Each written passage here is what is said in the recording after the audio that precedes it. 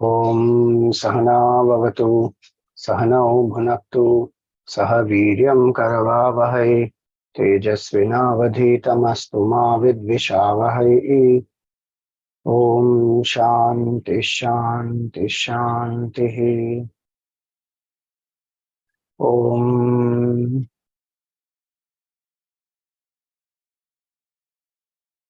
Satchidananda Rupaya Vishvotpatyadi Hetave Tapatraya Vinashaya Shri Krishnaya Vayam Namaha. Samasta Jana Kalyane Niratam Karunamayam Namami Chinmayam Devam Sadgurum Brahma Vidvaram.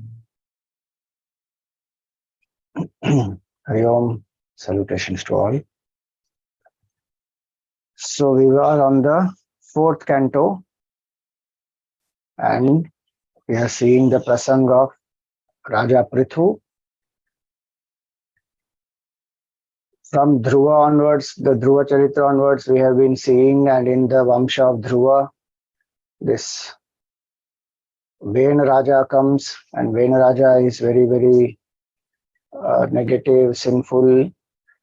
So the Brahmanas destroy him, and Bhagwan manifests as Prthu Raja. Prthu Raja does one yajna, and Indra becomes insecure. Bhagwan Vishnu manifests in the yajna and tells him to stop that yajna and also forgive Indra. And that is where we had stopped in chapter 20. Now, Prthu Raja agreed, and anyway the purpose of the yajna is to experience oneness with the Lord, and Bhagwan himself manifested there. So though he did not complete the yajna, but the objective of the yajna is fulfilled. Bhagwan's darshan happened. So Prthu Raja gladly stopped the yajna, and Bhagwan also was pleased with him and asked him to seek a boon. And Prthu Raja said, please give me 10,000 years. Meaning, obviously, it is not a physical boon that he is asking that we should have 10,000 physical years, but that may he listen more and more to the glories of Bhagwan. And that is where we saw Prthu Raja stopped the yajna, and everyone returned, those who had assembled, and he comes back to his kingdom. So that's where we start, 21st chapter in this fourth canto.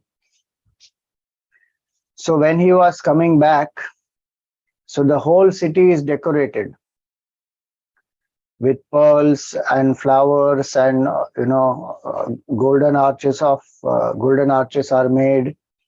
Then there is incense, and there is water which is sprinkled with sandalwood, with flowers, with unbroken rice, fruits. The whole description which is given here, the whole city is beautified with stems of bananas, containing bunches of flowers, fruits, young arekas. This whole description is that the city is a very sattvic city. And also the people are dharmic. The material that has been described here will not increase vasanas. The materials used here are those which are used to worship Bhagwan. So the people of the city also, they are prosperous.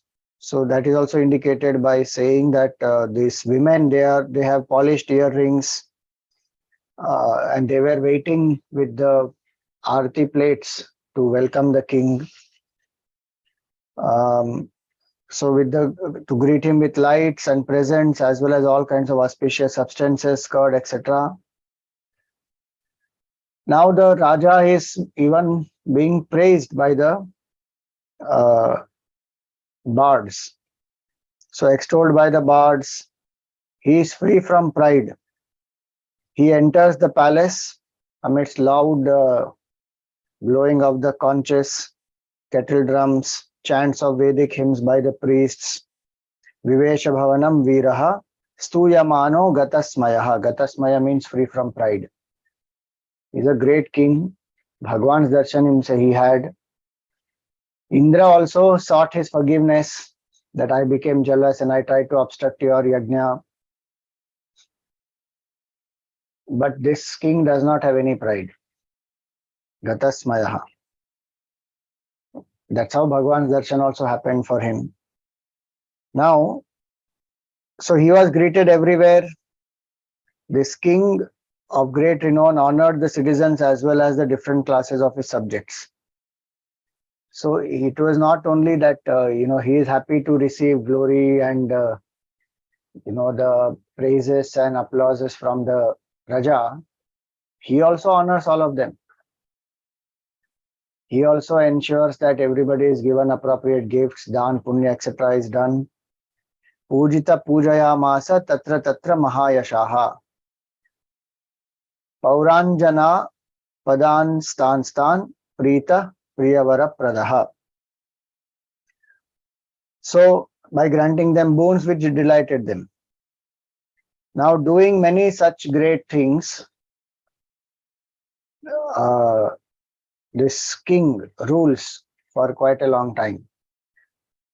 Now, this description, and he rules for a long time, and eventually he attained the supreme state of oneness with Bhagavan. So here it says, Kurvan Shashasa Vanimandalam Yashasfitam Nidhaya Ruruhe Param Padam. He ascended, meaning he realized oneness with the Lord. He is anyway one with Bhagavan. He is Bhagavan only who is manifested.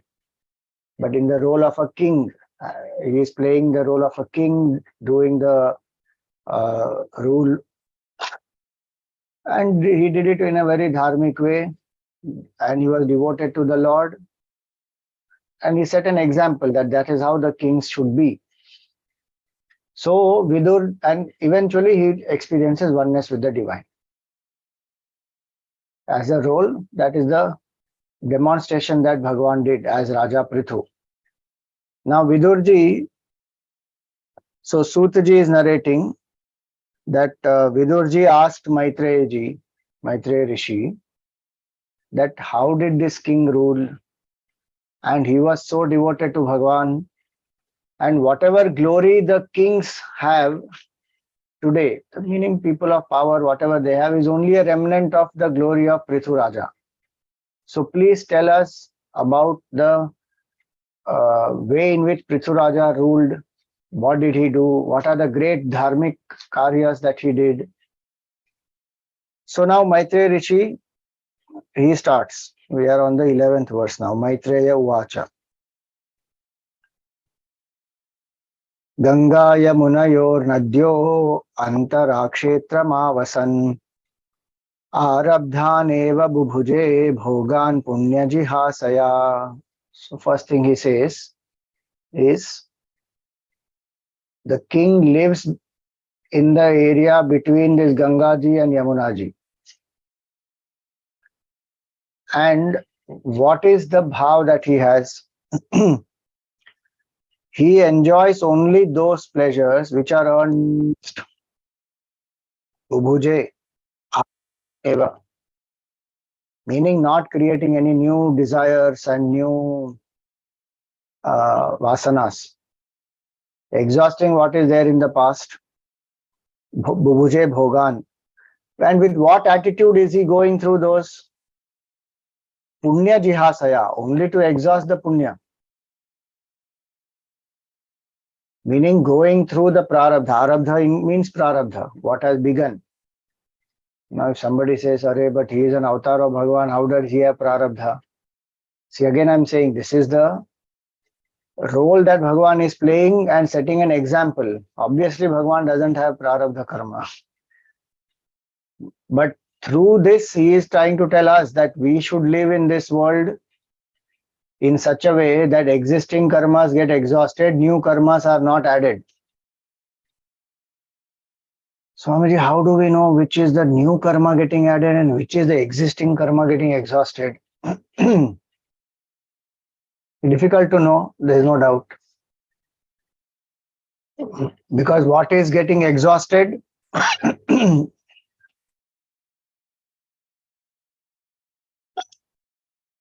what is getting exhausted is also getting exhausted through some desire. So how will I know this is a new desire or existing one? So one of the things that helps to understand is it is in line with my swadharma or not. If it is in line with my swadharma and I have to enjoy it to exhaust it, then that's all I have to do. Exhaust it with the desire, enjoy it with the desire to exhaust it. It is done and over with. In that process, there may be some times where a new desire also will come. If one is able to be alert, this is not in line with my swadharma or this is not dharmic. Those are, so dharma and swadharma, they are two very important criteria to help us exhaust the existing karmas, the prarabdha karma, and not create new ones. So if anything is not as per my swadharma, then I am creating new vasana for it. And that's why Bhagavan tells Arjun, Swadharme nidhanam shreya paradharmo bhayavaha in the Gita, 3rd chapter. If Arjun had gone to the forest, now he wants to meditate there. That is not in line with his swadharma. Oh, but he already went to forest earlier and he was meditating. That he was meditating to get divine weapons. He was not meditating to realize oneness with Bhagavan. And he was not going away from kartavya karma. That was a part of his execution of the condition which they had to fulfill, 12 years of exile and 1 year of incognito. So it's a part of his swadharma only. Now in the war, when he wants to go, before the war began, he wants to run away, that is paradharma. So his existing Kshatriya temperament will not get exhausted, plus new vasanas he will create. So any enjoyment, any work, any desire that we have, we should first ask, is it in line with my swadharma? One. If it is not, don't engage. Now that swadharma also is described by varna and ashrama. What is my temperament? Brahmana, Kshatriya, Vaishya, Shudra, that is a varna, broadly. And what is my ashram? The stage of life, student, householder, retired, renunciate, which is the stage. Based on this, we will know whether this is my swadharma or not. And is it in line with universal values and dharma? Two very important criteria. And 3, with what attitude do I enjoy it? That is punya jihasaya. One can enjoy it with bhoga vritti, or one can enjoy with the bhavana that let it get exhausted. So if I enjoy it with bhoga vritti, then I am adding new asanas. Suppose one eats an ice cream, and that ice cream when one is eating, if one says, oh, how nice this ice cream is, and next time, after a few months, I will want to repeat this. Now one has increased, one will increase a vasana. If one says, ice cream is wonderful, I thank Bhagavan for blessing me with this. Enjoy it, over. No new vasana that next time I want to be happy or I want to eat something sweet, let me take this ice cream. That vasana is not created. So he was doing his duty. Same thing we have to apply for duties also. All the duties that we do it with the bhav that may this karma get over. Even the good one, that's why the word used is punya jihasaya. Papa to anyway one has to avoid. The punya, there is a desire to repeat punya many times. We want more punya karma. We do punya so that we will get more enjoyment. But punya only is to be exhausted. Here he is saying, arabdhena bubhuje bhogan punya jihasaya. Exhaust that punya, because ultimately punya also is bondage. Compared to what is our true state, punya also is bondage. To exhaust punya, we again have to take bodies. But because of punya, we may get good bodies, we may get good satsang, we can do sadhana, we will have enough whatever material wealth, etc. necessary. So punya has its relevance, but it is still like a bondage only. It is golden chain bondage. Other may be an iron chain bondage. It is still bondage. Other may be very strong bondage. It may be a light, weak bondage, but it is still bondage. So living in this world, doing our duties. Now, how will one do this? Only one method, dedicated to Bhagavan. When that happens, then it will get exhausted. New one will not get created. So he is living like that as a seeker. See, the point is the king is living as a seeker. If a seeker, the king has the bhav of a seeker and who is anchored in dharma, then the praja also will be able to do that. That will come ahead, we will see. So first point is that he enjoyed only such pleasures as has been earned by his past deeds, and that too with a view to exhausting his merits, not for just gratifying the senses, because the gratification of senses will anyway happen. But there is no bhoga vritti getting cultivated, because that will make us more extrovert and take us away from the self. So unasked what comes, one enjoys without creating further desire. Then he says that his commands were, Maitreya Rishi says that the commands of this king were respected everywhere, and he held undisputed sway over all the 7 main divisions of the earth. Meaning he was a Chakravarti Samrat, and it is said he was ruling all the 7 continents. Figuratively, it means that he was a very glorious king, but he was very humble, because it is said Brahmanas and the devotees of the Lord. Brahmana kulad anyatra chuta gotrataha. Except the devotees of Bhagavan Achyuta, meaning Bhagavan Vishnu, and Brahmanas, he respected them above everything. So the dharma, etc., he will tell the praja what to do, what not to do, and his, nyaya and justice and everything will be there for everyone. But Brahmanas and Bhaktas are exceptions. Not that they can do anything and get away with it. That's not the point. The point is, it will come ahead also, that these people they are supposed to live in austerity and devoted to Bhagavan. Their living in dharmic way is a matter of fact. That is how they're supposed to be. Otherwise, they are not Brahmana and Bhakta. So that shows his reverence towards Bhagavan, towards the devotees, and towards Brahmanas. Again, the qualities he will mention, those are the qualities of Brahmanas, not somebody who is just born as a Brahmana.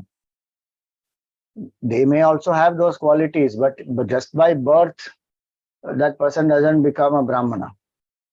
So that is the second aspect. He ruled in a just way over the entire globe, but he was very humble and he revered the Brahmanas and the Bhaktas a lot.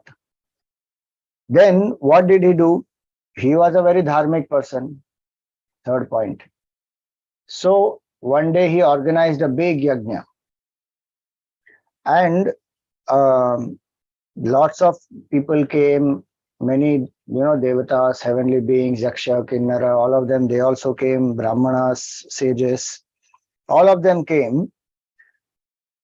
And as per each one's position, they were appropriately given the respect and they were welcomed and they were seated, etc. And after that, the king rose. Amidst all of them, the king stood up.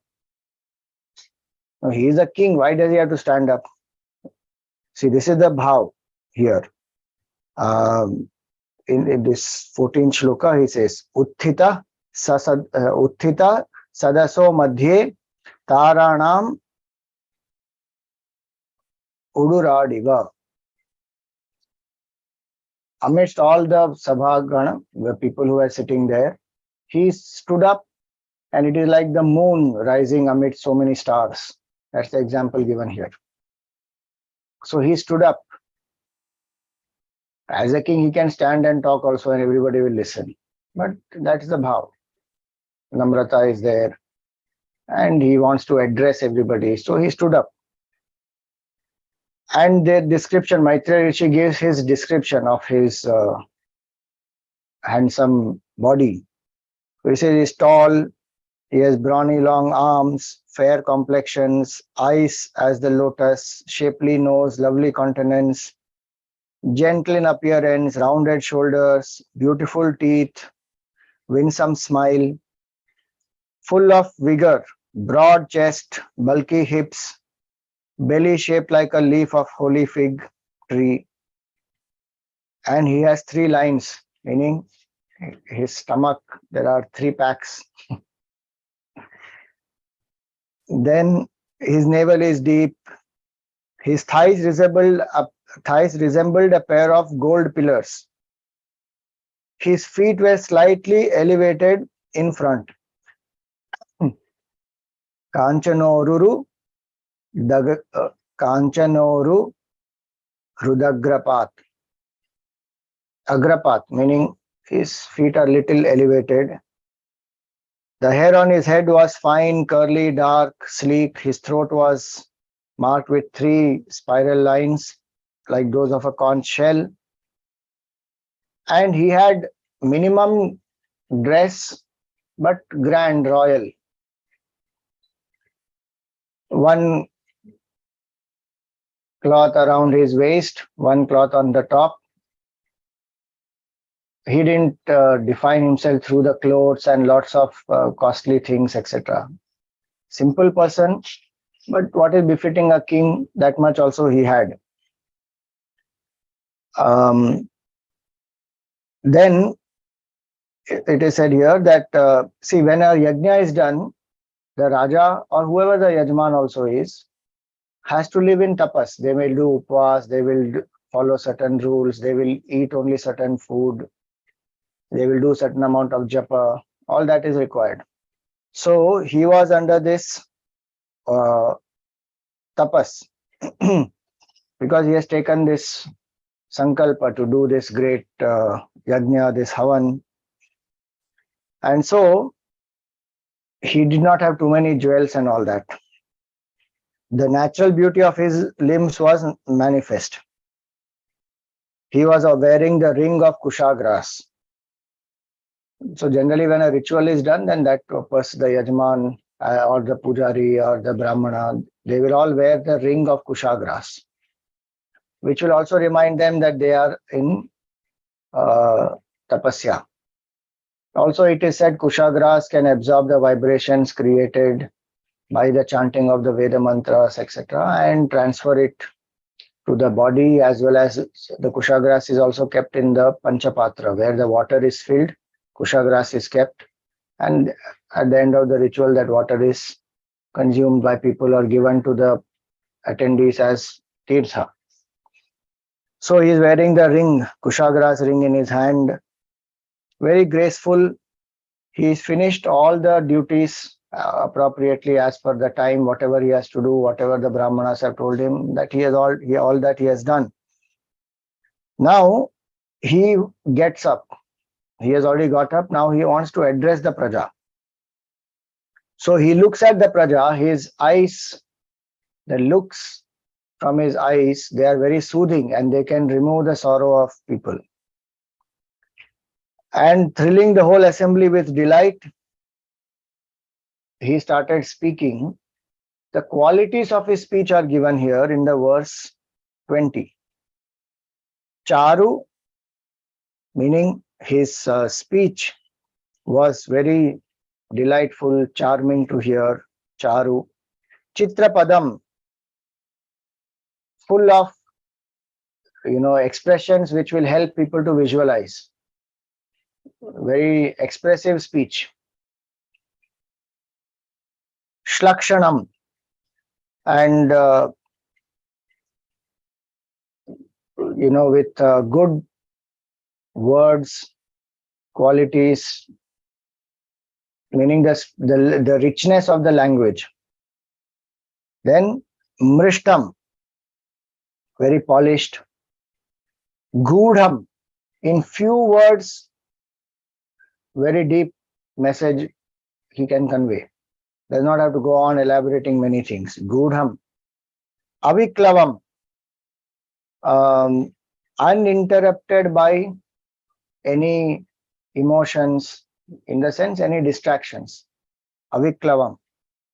Sarvesham upakarartham. Why is he speaking? What is the motive behind his speech? It is the well-being of everybody. He does not want to just glorify himself or speak some gossip or do some small talk. What he is speaking is for the well-being of all. Sarvesham upakarartham. Tada anuvadan iva. And he was recounting his own experience for the benefit of all. So from his experience he is speaking. That's what it means. Not some only book knowledge. From the experience. Now with what bhav he starts addressing them? So first of all he says that I am not giving you any advice as a king. I am a seeker, and a seeker must present his ideas and his thoughts to the wise people. So I am presenting it to you. Sorry. So he says, I am presenting that to you. Satsu jignasubhir dharmam avedyam swa manishitam. 21st verse he says that. Raja Uvacha, in that he says. He says, Sabhyaha shrunuta bhadram vaha sadhavo ya ihagataha. That all the people, great people who have come here, everyone assembled in his assembly, may there be auspiciousness to you. Now, all of you are great, noble people. I am a Jignasu, and the tradition is the Jignasu must present his ideas in front of wise people so that one may get more clarity, and any errors, if they are there, one can correct. So with that namrata, with that humility, the Raja addresses. He says, I am a Jignasu. Now, what does he tell the Praja? This is the Upadesh of Prthu Raja to his subjects. The main theme of this chapter is that. Aham dandadharo Raja prajanamiha yojitaha. So, he says that I have been assigned this role of a king. Prajanam iha yojitaha. Raja yojitaha.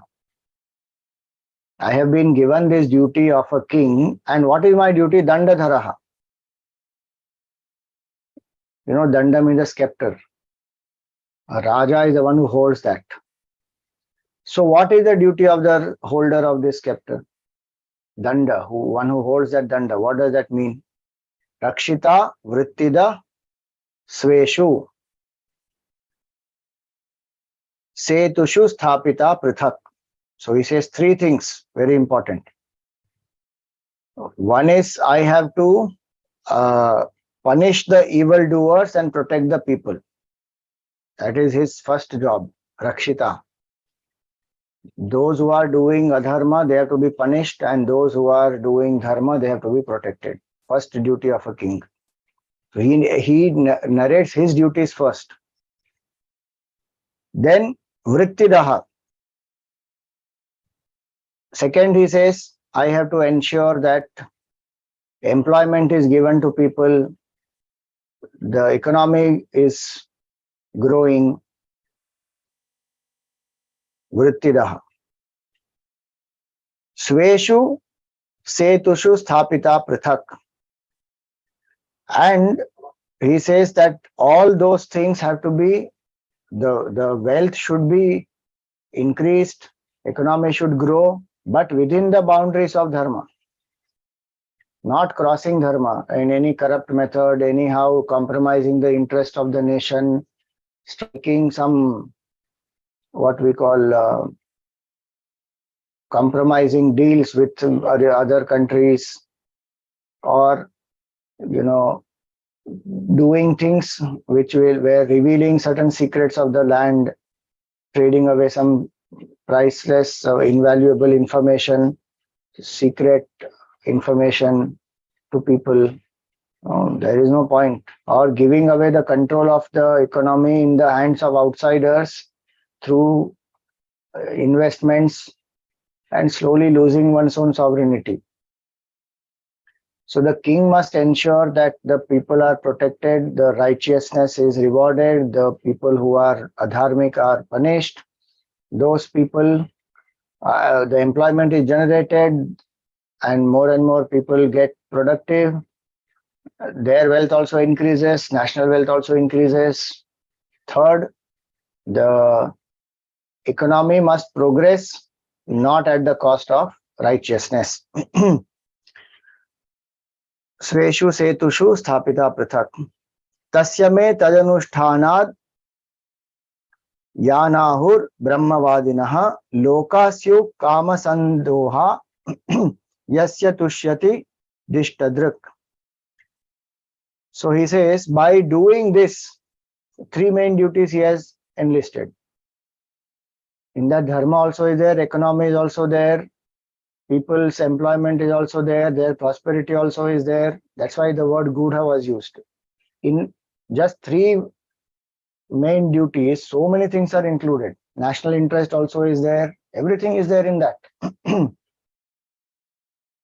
And he says that by doing this, I hope to attain to those realms which yield what one desires, and as the expounders of the Vedas declare, one will get the pleasure of the Lord also, meaning one will win the blessings of the Lord. So by doing my dharma, I hope to attain purity of mind and mukti. That's the point. And that's what Raja's objective is. Raja is not saying that I want to glorify myself.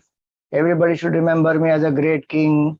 For that, I will expand the territory anyhow. I will ensure that I become a dictator.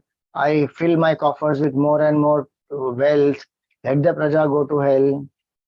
He is a servant of the praja, sevak of the praja. But he is in the position where he must ensure that dharma is protected. So nyaya has to be done. Evil has to be punished. Dharma has to be protected. All that is his duty. And why does he want to do the duty? Not for self-glorification, but for self-purification. It's very important. We can apply all this in any position that we are. He himself says, I have been put in this position. That is a nimitta bhav. We are put in this, each one of us are put in specific positions. In that position, what is my duty I should do and dedicate it to Bhagavan. Then he also says, what is that which will ensure, what is that which will also lead to the downfall of that king. So he says here in the 24th one, Na uddharet karam raja praja dharmeshva shikshayan prajanam shamalam bhungte bhagam chasvam jahati saha. Very important line. He says, Na uddharet karam raja. The king who levies taxes but fails to teach the praja their sacred duties. Dharma, dharmeshu ashikshayan. The duty of the Raja is to tell Praja what Dharma is. If Raja has to rule dharmically, Praja also should live in a dharmic way. For that, Praja should know what is Dharma. And whose duty it is to teach that? Raja says it is the duty of the, it is the Raja's duty. So it is the duty of the state to teach the people what is morality, what is right, what is wrong, and in general, establish law and order by ensuring people follow righteousness and desist away from unrighteousness. And today the state does not want to do anything to do with religion and rites and rituals and dharma and all that. And in some cases, it is true also. The state, the people who are in power, they themselves are not living in dharmic way. How can they tell people? Then it will look like moral policing, or why is the government interfering in our private lives, and all that will happen. First, the Raja told his duties, that he has to live in a dharmic way, and what he was enjoying is only for the exhaustion of the punya karma. He doesn't have bhogavritti in his mind, and he is a dharmic person, devoted to Bhagavan. All that is said earlier. So the leader is living in a righteous way. Then it applies to the praja also. Praja will also follow them. So he says, if a person levies taxes but is not giving dharmic jnana to the praja, then what will happen? That person reaps sin and forfeits all the fortune. See that? Prajanam shamalam bhungte. And also the sins that praja commits will come to the king. Why? Because you didn't do your duty. This applies at all levels. Parents don't teach dharma to the children. If children do papa karma, parents also will get karma of that children. Because as a parent, I didn't teach. I didn't do what I'm supposed to do. This is a scriptural declaration.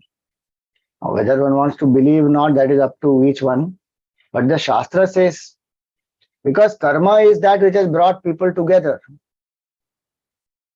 Parent and child, they are bound by their own karma. That's how the two jivas have come together. Now the jiva who is playing the role of a parent must instruct the child about what is dharma, what is right, what is wrong, what is devotion to Bhagavan, what is the purpose of life, why are we here. All that has to be done. If that is not done, see, after that is done, the child still does whatever the child wants to do, and that is the karma of that child. One has come with that baggage and vasanas, then that is the child's lookout. But if the parent has not done the duty, same applies, even in a corporate company. If you don't tell the rules to the employees, the orientation is not done, and the employee behaves the way they want, then obviously the consequences the company has to bear or not. If they do something wrong, the reputation of the company is at stake. Similarly, it applies here also. It applies to the king and the praja, it applies to the employer and the employee, to the parent and the child, to the teacher and the student also. And the teacher doesn't teach dharma properly, and a student behaves the way one wants to behave, then the papa karma done by the student will come to the teacher. You see that? Prajanam shamalam bhungte. King has to bear. So the king is telling the praja that I will do my duties, but you do your duties and help me. He is already doing dharmic things, doing the yajna, yaga, and ensuring the brahmanas are revered. And brahmanas are supposed to be the ones who will pass on the knowledge. The kshatriyas ensure that the brahmanas are protected, and the praja takes care of the brahmanas also through the dakshina, dan, etc. So through the raja, through the praja, the brahmanas get their due, and they in turn will ensure that dharma palan happens. So both the brahmana and kshatriya are responsible for dharma palan in the society. So that is a combination. Both have to be together. Now here, that's why he says, Prajanam shamalam bhungte. A sovereign who levies tax but fails to teach people their sacred duties reaps their sin and forfeits his fortune, and his fortune also gone. So existing fortune gone, and the sin also he takes up. Now that is so a lot of suffering for the Raja then. Prajanam shamalam bhungte bhagam cha swam jahati. Bhaga is that fortune. One's own fortune also one will lose. Tat praja bhartrapindartham swarthamevana suyavaha kuruta dhokshaja dhiyaha tadhi me nugraha kritaha. So he says that you free your mind from any form of insecurity, jealousy, and fix the mind on Bhagwan. Adhokshaja, what is written here, no? Adhokshaja dhi, meaning in your mind, in the buddhi, you please think of Bhagwan. He's telling, the Raja is telling the people. Remember, after he is following it, he is telling the people that please keep your mind on the Lord and do your own duty for the good in the other world of your ruler. Meaning, for my good, please do. Your good to anyway will happen, but my good also will happen only when you follow Dharma. So the position of the king is a great responsibility. It's not just simply some power that one is having and one can wield power in whichever way one wants. Praja's karma is connected to the Raja. Raja's karma will influence the Praja. So the both, they have karmic bonds, and each one's karma will affect the other. Today, where do we even think of any of this? Each one is living in their own selfish world. Praja doesn't care for the leader, leader doesn't care for the Praja. But whether we know it or not, karma will affect. The influence will be there of both, of each one's karma on the other. So here he says, you please do this for my good. Is a request. A very unique one. Generally, one has not heard all this. Generally, one says the first point that he said was what we generally hear, that okay, Raja must protect the Praja, Raja must ensure the employment opportunities, the nation is taken care of, economy is progressing, national interest is not compromised, all that. But karma of the Raja is connected to the Praja. If Raja is ruling dharmically, it will bless the Praja. And if the Praja is following Dharma, it will help the Raja. Here also and in the hereafter also. So he says, you please do this as a favor to me. Then he says that please lend your hearty support to this prayer of mine. And he tells all the Devatas, Pitrus, the Rishis, all of them. Then he goes on to say in the 27th one, Asti Yajna Patir Nama Keshanchid Arha Sattamaha Iha Mutracha Lakshante Jyotsnavatya Kvachid Bhuvaha. A very important one. The Raja is saying that there definitely exists God.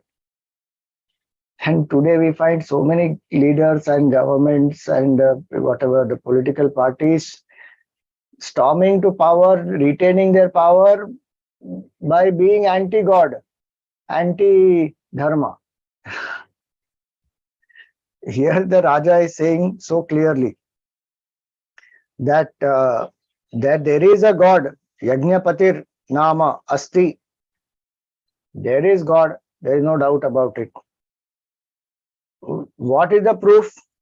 The proof, he says, that both here and hereafter can be seen the results of actions are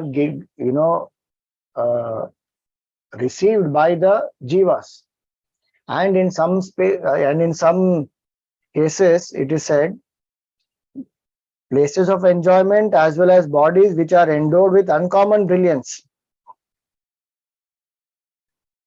Each one of us are doing karma. How does the karma phala come to us?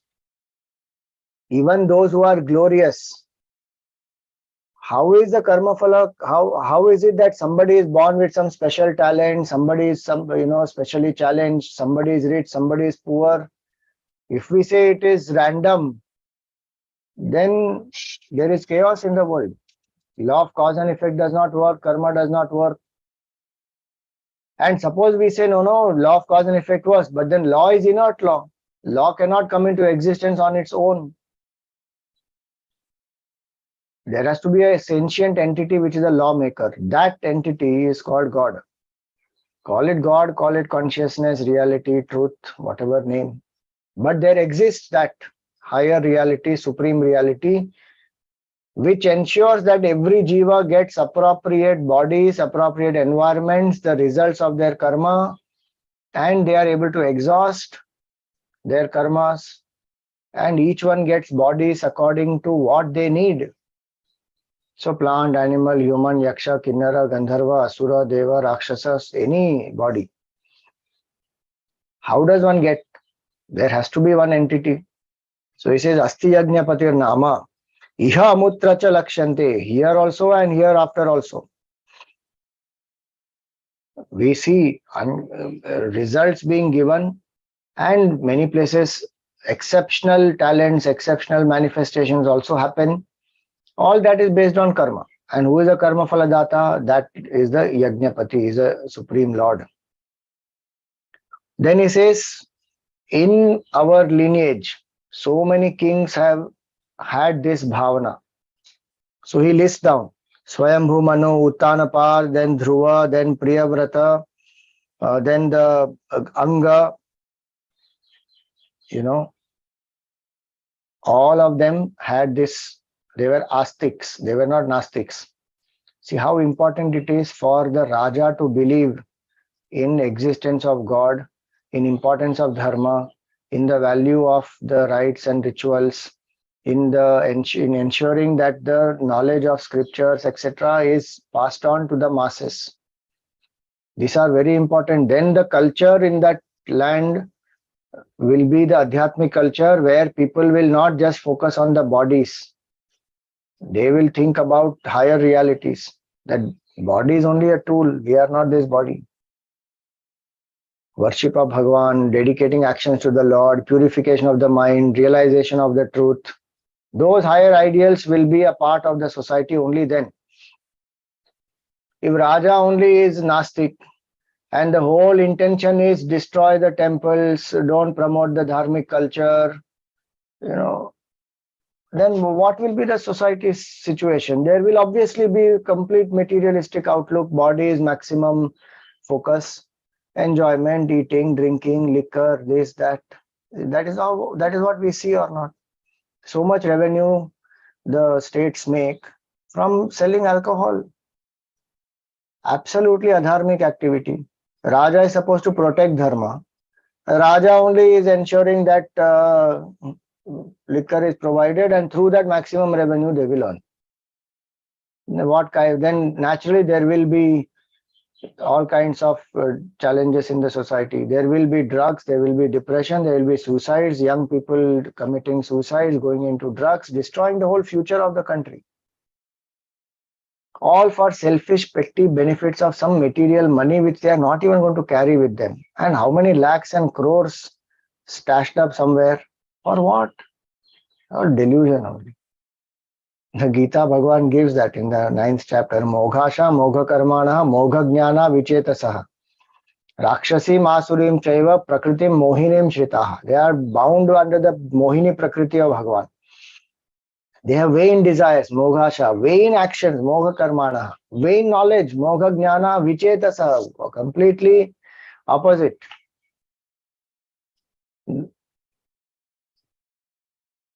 Here it is, Mahatmanastu Mam Partha Devim Prakritim Ashritaha Bhajantyananya Manasaha Mamevan Uttamam Gatim. They will attain supreme reality. Who are the Mahatmas? Who remember Bhagavan?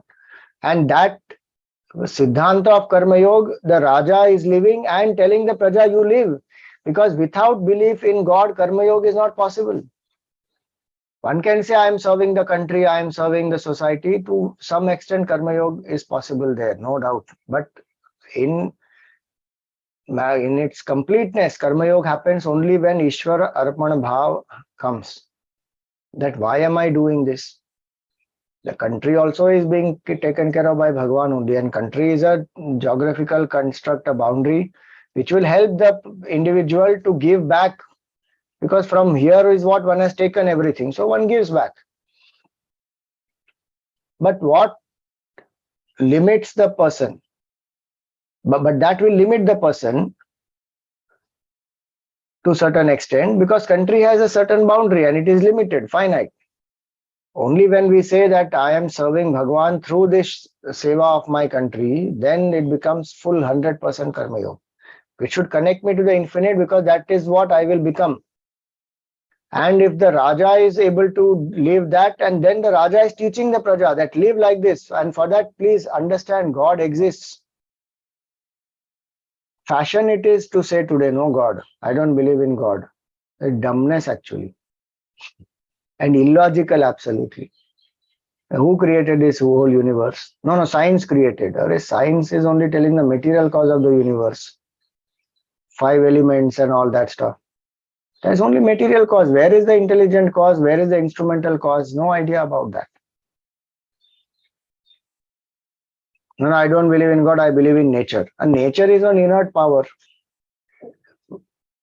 Unless it is not connected with the infinite sentient consciousness, it is just inert power. We say it is the inherent power of Bhagwan. So through nature we worship Bhagwan only. Through Prakriti we want to experience Purusha. So whichever way one sees, one has to believe in God. Whether it is law of cause and effect, whether it is nature, whether it is some power, whatever, 5 elements, anything, it has to come to God. So he says, Asti Yajna Patir Nama Keshanchid Arha Sattamaha. All these great people, they tell. So all of them, these kings, he's tracing from Swayambhu Manu onwards, he said all of them have been believers. Except this one, his father, that is Vena.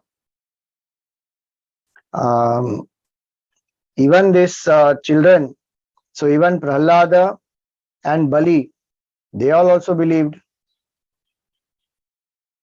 They all believed in Bhagwan Narayana, who is the sole independent means of securing the 3 objects of human pursuit, meaning Artha, Kama, Dharma, as well as heavenly bliss and final beatitude.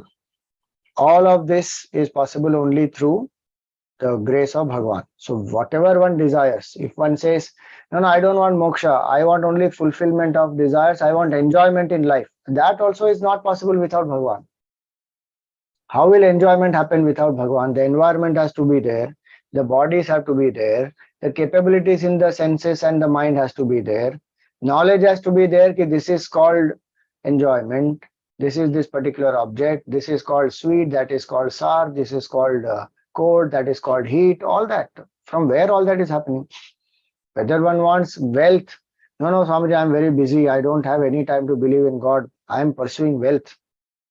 So who is giving us the capability to pursue wealth? And how are you even getting that wealth? Without the blessings of Mother Lakshmi, that wealth will not even come. And if I have that Shraddha, then so much more that wealth will not get into my head and destabilize.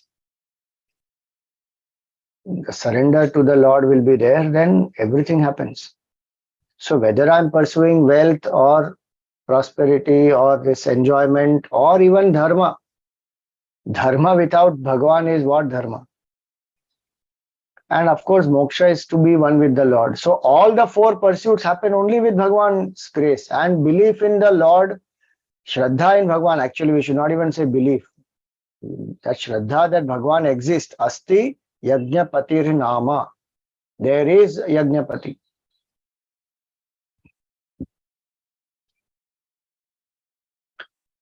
That Shraddha when one has, then everything becomes possible, remaining anchored in that devotion to the Lord. So here he says that all this, everyone believed except this Vena, his father,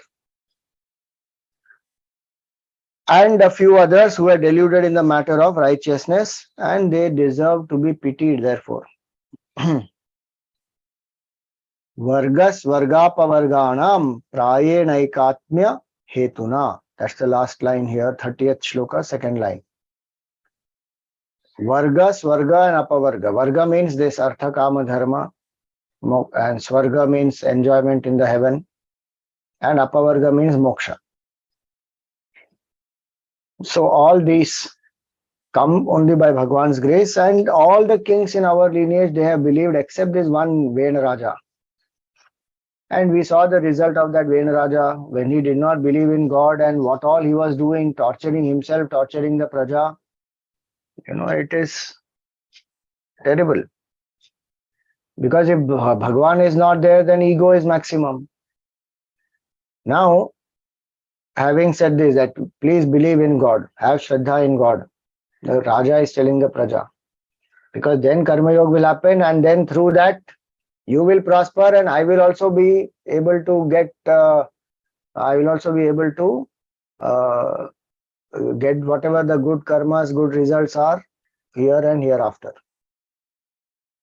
Then he continues, like the Gangaji has flowed from the toe of Bhagwan Vishnu, the pious and ever increasing relish one finds in adoring his feet immediately wipes out the impurity of the mind. Now, why should I remember Bhagwan? Just like Gangaji purifies the whole world, same way this devotion to the Supreme Lord will purify our mind. From what? The impurities, the avidya, vikshepa, mala, which we have collected in so many lives. See the vision of the king.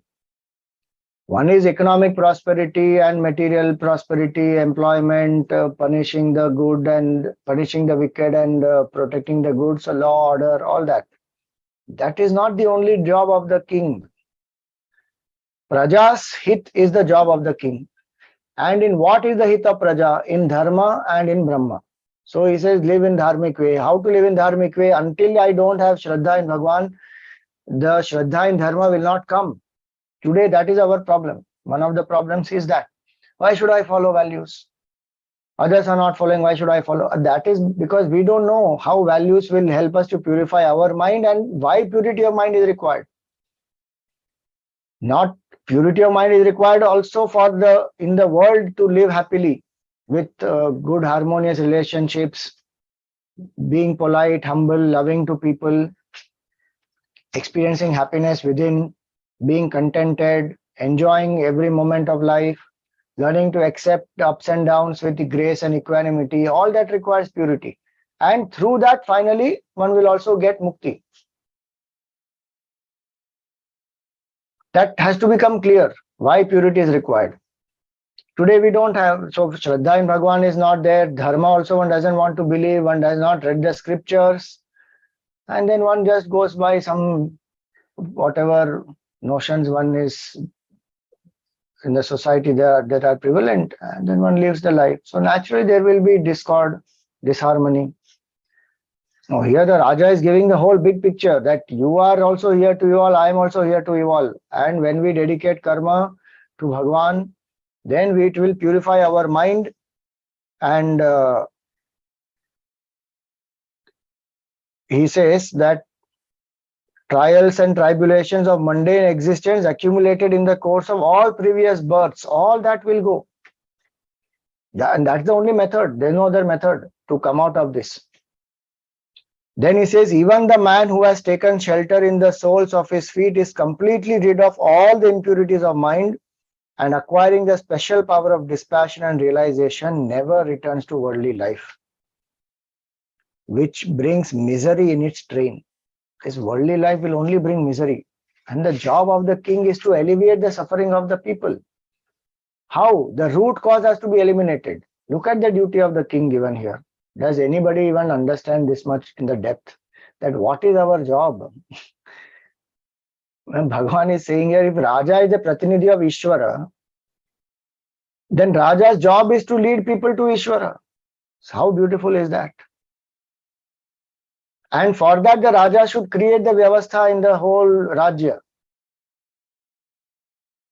That is called the ultimate good of the Praja. Ultimate good of the Praja doesn't remain in materialistic culture. If somebody says that, in my leadership, under my party, in my kingdom, there is so much economic prosperity, there is enjoyment, there are so much, infrastructure development, this, that. Of course, that is one thing. One can develop that. But that is not enough. Because material affluence we will create, but spiritual poverty, if it is there, what is the point? Not only spiritual poverty is there, one is going anti-religion, one is going anti-spiritual laws and dharma. What is the great development one has achieved then? And one will only suffer in luxury. That's all will happen. And that is what we are seeing. So many developed countries, that is happening. And we are not opening our eyes to that. Material prosperity, no doubt, has one role to play in life, but it cannot be only that. It has to be based on the spiritual ideals. And everywhere this is depicted in our culture. Lakshmi Devi standing on a lotus. Why? Because that's the strength, that's the foundation. That's the visualization that has been done to impress upon our mind that your material prosperity must be anchored in the spiritual knowledge and in service to Bhagwan.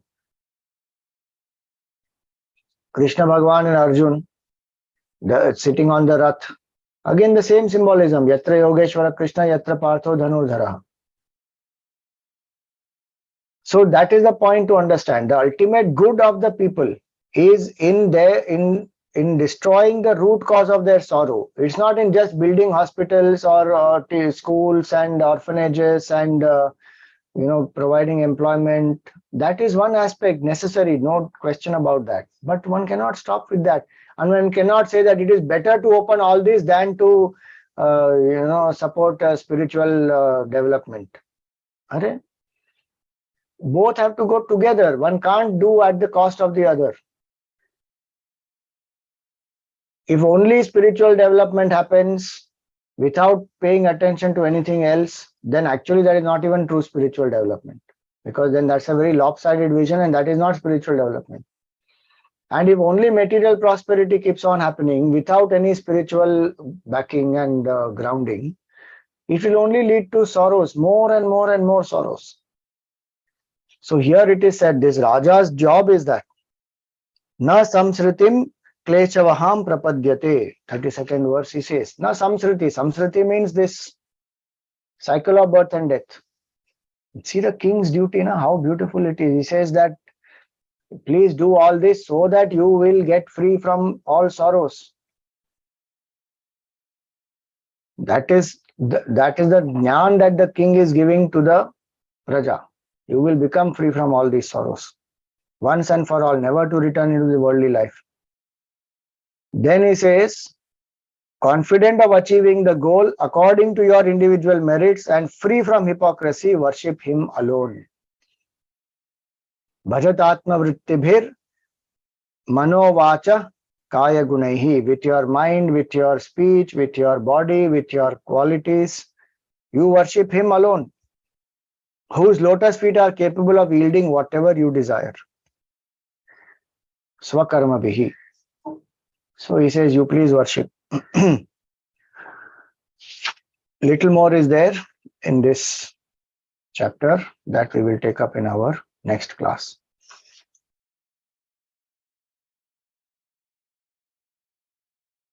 Any questions for today?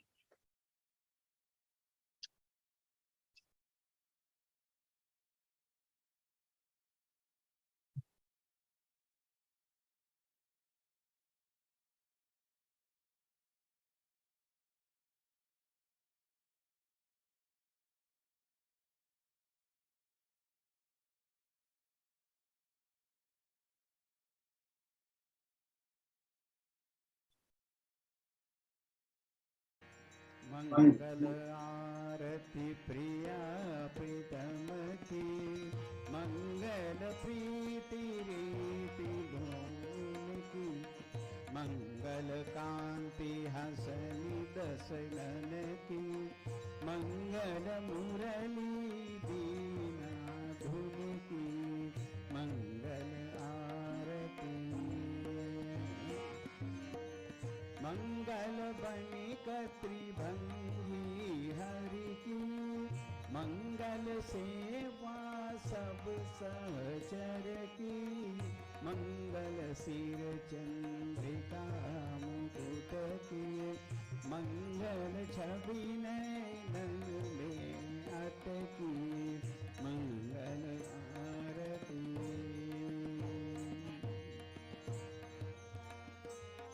पभी अंग अंग की मंगल गौर श्याम रंग की, मंगल अति कटि Pierre पट की, मंगल चितमणि नागर नट की, मंगल आरती।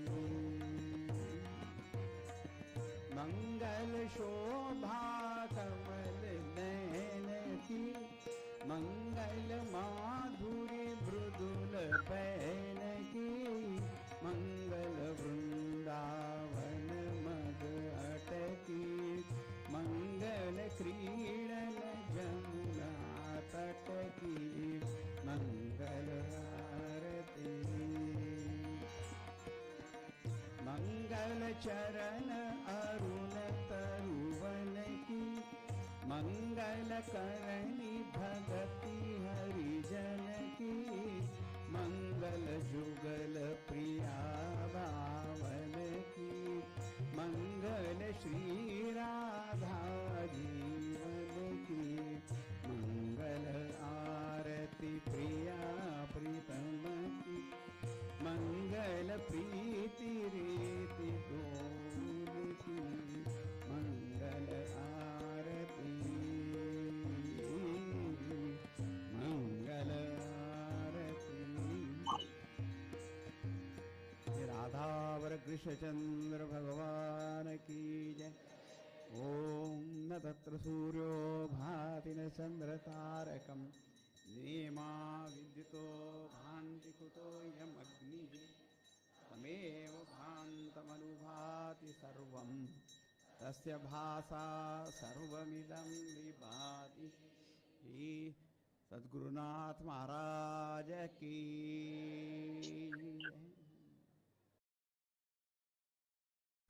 ओम पूर्णमदः पूर्णमिदं पूर्णात् पूर्णमुदच्यते पूर्णस्य पूर्णमादाय पूर्णमेवावशिष्यते।